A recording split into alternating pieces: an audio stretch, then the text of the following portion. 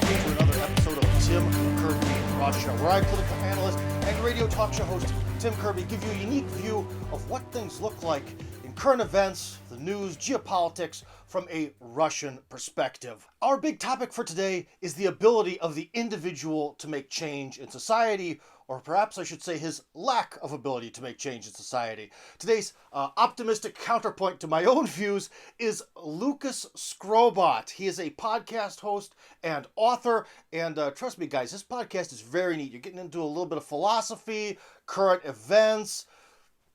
I listen to it. As I said, we are uncovering the biggest psyop of all time on this episode today. You do not want to miss it. So we're going to talk to Lucas about the abilities of the individual to sort of fight or change society coming up very soon. But now let's take a look at this issue from a little bit of a Russian perspective. So if we look at things through some sort of microcosm, is some guy writing some blog on some computer somewhere that's going to be read by 300 people, is he changing the world? Is he leading a revolution? Well, you know what? If you let your ego go out of control, you can feel that way. Trust me, I have seen many people who really believe that by writing a lot of posts and stuff or sharing things, that they're fighting the good fight. Yeah, fighting by clicking the share button. That seems very irrational. However, if we step back, I look at these things on some sort of macro level, well, it does seem to matter what public opinion is. And it does seem that even in the instance of, say, a color revolution, well, you need the masses to go out there to convince the cameras that there's a revolution going on. So you need a certain critical number of people. In Kiev, reportedly, that was about 40,000 neo-Nazi activists were needed to change a country of 40 million people to a new system. So although it's maybe not the majority of the population, it certainly required quite a horde to make that change. You know, I was on our main guest for today's show, the Lucas Skrobot show, a while ago, maybe it was like 2 years ago. And I told him a story about this one Russian comedian who used to sort of put together these like Saturday events where he would get people to all gather together and clean up in the park. Now, he was super popular, like Jerry Seinfeld level popular. So, you know, if he said, hey, go to the park, 10,000 people would show up, okay? And that's kind of it was very telling to me. It sort of really opened my eyes that, you know, people are sort of willing to go clean up the park on their free time, but it takes an organizer. It takes someone to sort of put it all together, make a big call for action, and get people to do it. And so I think that sort of explains this dissonance between it seems meaningless that one person's just sitting at home by a computer fighting a revolution, but if you gather a few million of those people together, in some ways it can actually make a revolution. The key factor is really organization. And what stands behind organization? It's money. So this is again going to be one of those follow the money things. Because if you have the money to back professional activists, those activists can do the job of the comedian to get people motivated, to get them to show up to places, to make things seem cool, to sort of milk the activism out them for their goals. It's very important to understand that really in a lot of ways, all protest movements are controlled by someone. Every protest is somehow organized by the organizers. And the question also then is, who's paying those organizers to do their work? Because you always see or hear about in the news about some professional activist. Well, if they're a professional activist, they got to eat somehow. I've got kids, so I've got to work. I've got to write. I've got to make videos or no food for me. Well, those people have to get food somehow too, and someone's paying for it. So another thing that we have to understand when we're talking about making individual changes, when you have a few $1 billion in the bank, you can make a lot more change by raising up a lot of individuals. So this may sound kind of pessimistic, and it's not a reason to give up, but you have to understand how the game is played. And when we're talking about political change, one of the most key factors is income. And one of the key dangers that we have right now going into further into the 21st century is that for the most part, the really, really elite, wealthy billionaires, with some exceptions, are mostly liberal. They're kind of excited about posthumanism. They might want to dabble in some eugenics from time to time. And that's what's scary, because it's those people that can finance activists to make individuals like us stand up like marionettes when they want, even if we think we're the main actor. So, anyways, guys, that was probably very depressing, but guess who's a really optimistic, upbeat person who's probably way smarter than I am? That's Lucas Skrobot, and we're going to talk to him right now about what the individual can do to change society.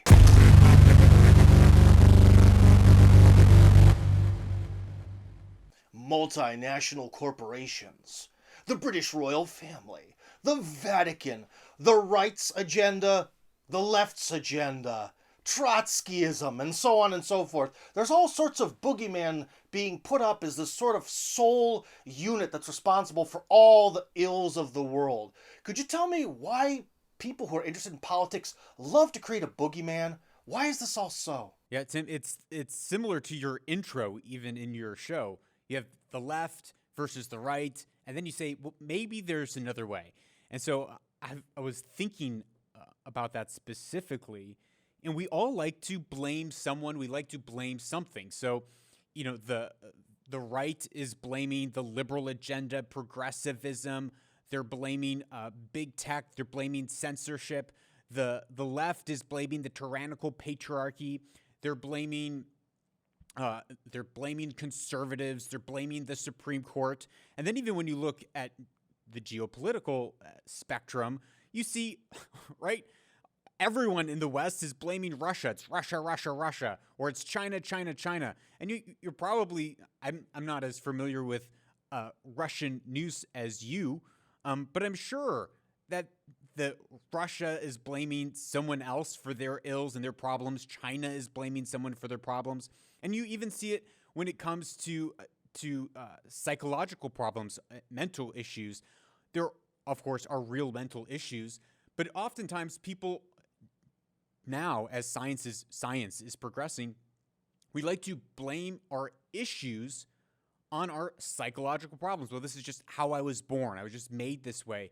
Rather than, and the reason I think we do that is because we all need an enemy. We need an enemy to rally people around to push forward our cause. And I think the reason that I like to get consumed in this type of media, consumed in this type of narrative, is because it makes me feel those dopamine hits. It makes me feel like I'm caught up in that bigger narrative.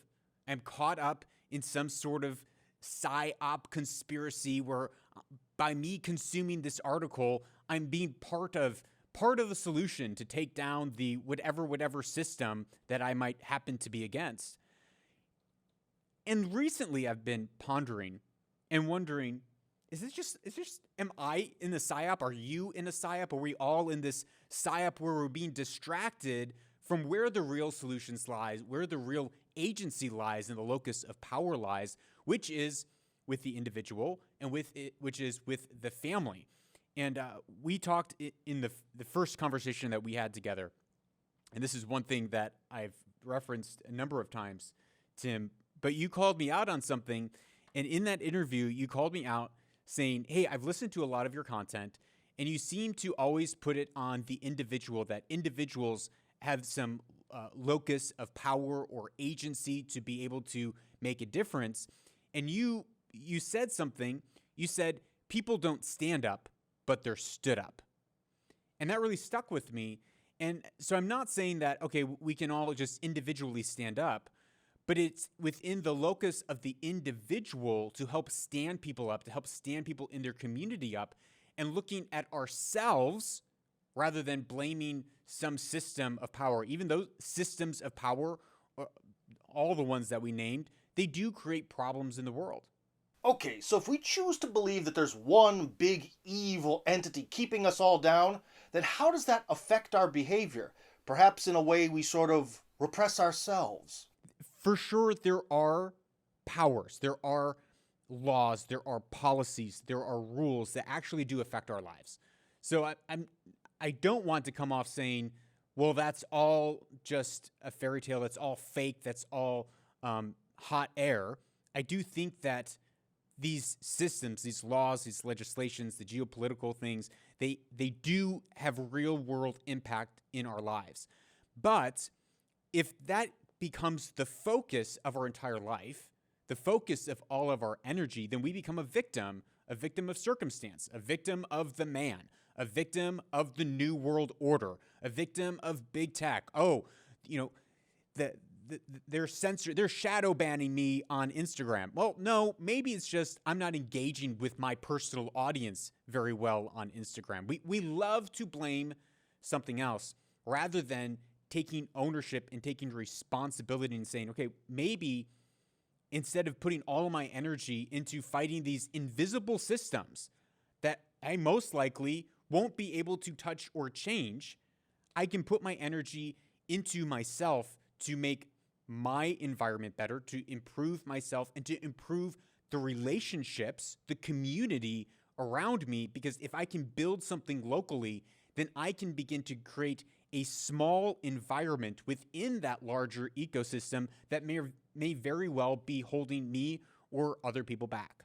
What you're saying kind of reminds me of that whole serenity prayer, which is something like, God, give me the strength to change the things that I can, and the wisdom or something to tolerate the things that I can't. So is that sort of your line of reasoning here? Somewhat. I guess my overall view, and this is just in the last number of days I've been pondering this over, is, here's a story. I stumbled into a Clubhouse chat the other day. I haven't been on Clubhouse in weeks and months.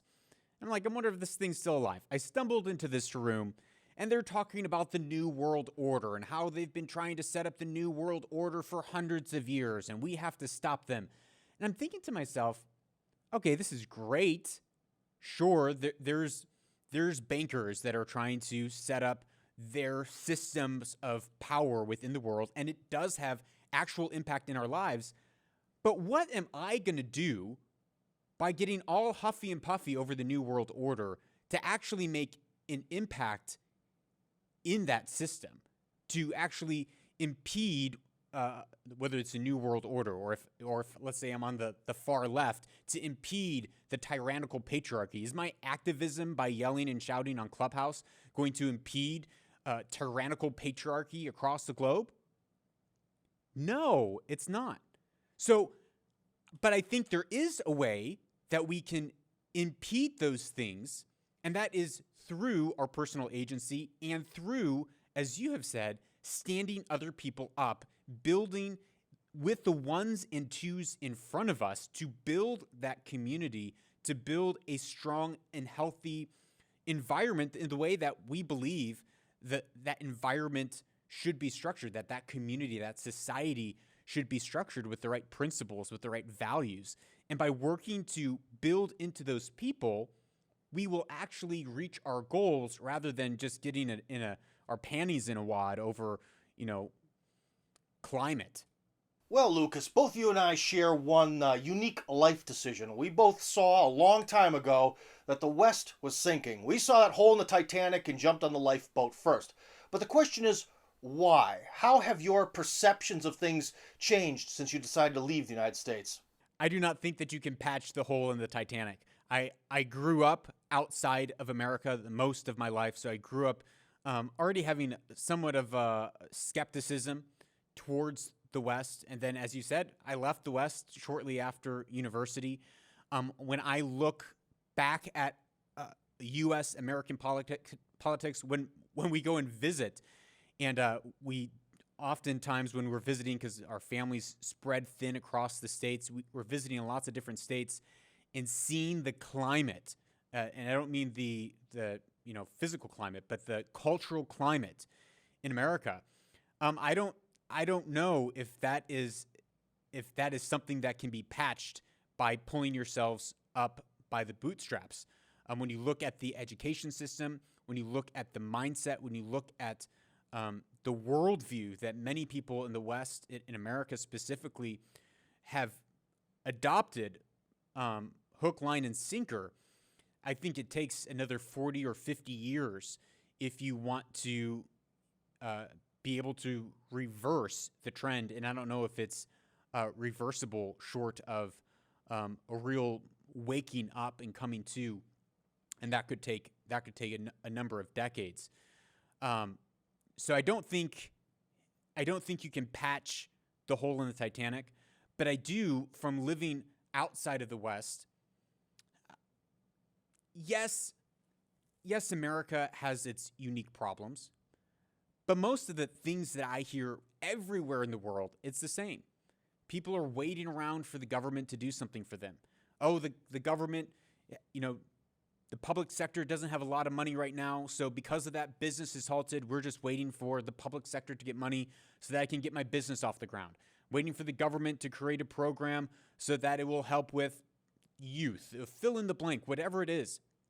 I see this trend wherever I go of people looking for a system, an exterior system that's often localed within politics or within government to step in to fix their problems rather than them taking agency to, maybe you can't feed the nation, maybe you can't solve world hunger, but do you have one seat at your table?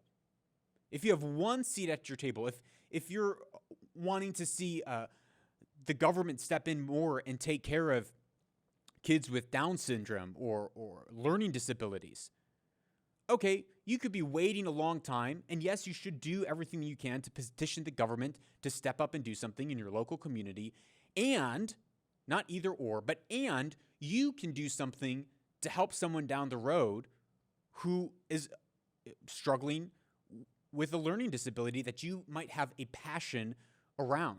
And so maybe you can't help the entire nation or the entire world, but you can help one or two people in front of you. And that is how problems begin to be solved. Lucas, I think I'm the only person on the internet that's actually talked about this. So this may actually be an original idea created by your buddy here, Tim Kirby.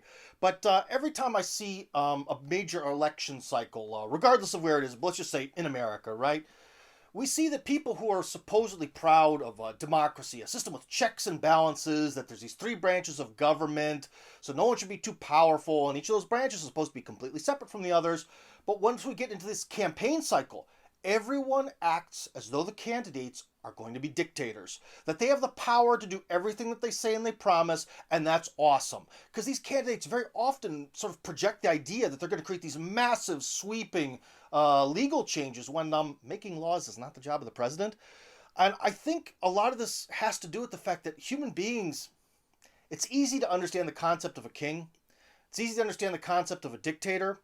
It's a lot harder to understand the concept of some titanic bureaucratic machine that is Western-style democracy. So, Lucas, are we really being honest with ourselves when we promote a system other than monarchy or dictatorship? Because that seems to be something that people actually really understand. It seems more natural. Or do you disagree?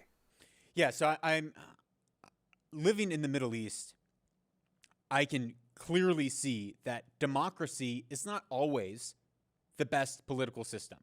So, and you look right now in the West, you look in Australia, that's a democracy, but you see the laws and the tyranny that is happening within the democracy. You look at America, that's a democracy, and you can see the tyranny that is happening within that democracy, whether it's the tyranny of the majority or the tyranny of the ruling class. Just because you have an election every 4 years, it doesn't necessarily mean that the populace is going to vote in a way that is best for the country. And this is what de Tocqueville wrote about in the Democracy in America. When de Tocqueville went to America, he traveled and he saw that democracy can have a lot of problems because when every individual thinks that they know best and better than maybe an expert or a doctor or a scientist or a politician, and everyone has an equal opinion, well, then you can have the tyranny of the majority rather than having a wise, not ruling class, but a wise council of elders who are moving society in the way that it ought to go. So I do think that we need wise leaders, wise rulers. I don't think that democracy is the only way that we ought to go. But to what you're saying, how many of us, we just want to lay back, watch Netflix, get our free stuff. But where does that free stuff come from? Someone has to create that free stuff. That's the problem. Someone has to create that free stuff. And yes, we all want that, but I also think there's something deeper within us. The reason that we are to so addicted to politics, so addicted to getting in a frenzy, so addicted to our Netflix shows full of drama is because something deep inside of us, as we're sitting on the couch, living our lazy, mundane, forgetful lives, there's something inside of us that yearns to be great. We want to be a part of something bigger than ourselves. And so I think that us sitting around wanting free stuff is more of a symptom of the unhealth of humanity by large, that we need to have some sort of an awakening from, to step up and become people who live out those desires that are within us. And that takes risks, that takes challenges, and you're probably going to fail. Now, one thing that we probably all know is that the American legal system is bloated. There are so many laws on the national, state, and local level. Many of them contradict each other, vastly more than we could ever remember, and oftentimes their enforcement seems to be a little bit selective, to say the least. But the question is, have we built a society of freedom via rule of law, or has rule of law come to dominate us? Because there's no arguing with the law, and the law can be a very iron-closed bureaucracy. What I'm trying to say is it even possible for the individual to make major change against the system when the system has law on its side? Yeah. And in many places, as you said, the bureaucracy, the red tape, makes it very difficult to take action. And it's something, you see it across, you probably see it across Russia. You see across here in the Middle East, the bureaucracy, the hoops that you have to step through and jump through to get something set up that started off as, okay, if you're going to a barber, you want to make sure that the barber knows how to clean their cutting shears so that you're not spreading hair fungus or skin fungus to all the population, to every guy or gal that's coming into the barber shop. So you need to have some sort of guidelines, but then, as you said, it snowballs into the place where you get so much bureaucracy that it totally impedes upon the free market, and then the free market is not able to create systems to help and aid people who need help and aid. And this is something that you see frequently in the inner cities of America that are run by all blue, big government mentality. You see the bureaucracy, the red tape, the hoops, the lines. People, as you said, can't even start up simple daycares or simple preschools without a huge list of hoops that they have to jump through because of all of that legal red tape, which then begins to place a burden upon society. It's no longer merely a burden upon that individual, that, Sally Sue wants to start a little preschool, but can't in the inner city because of the red tape. So she has to send her kids out to public school to get a extremely subpar education. Or Billy Joe wants to set up his barber shop, but he can't because he needs a whole bunch of upfront capital. He needs to jump through all these hoops. He can't set up his barber shop and just cut hair. And if he's cutting hair out of his garage, the city might come and shut him down. So those are things that are impeding free markets. And so I understand how the argument might be, well, the systems and societies are just set up against you as the individual. But if society moves to such a place where the free market can't operate as a free market, then you have a whole bunch of dead weight of people who aren't able to step into their vocations, and people who have a lot of need that have to put their kids or put themselves through these cumbersome bureaucratic systems that are being run inefficiently because they're being run by governments rather than by solopreneurs, by entrepreneurs.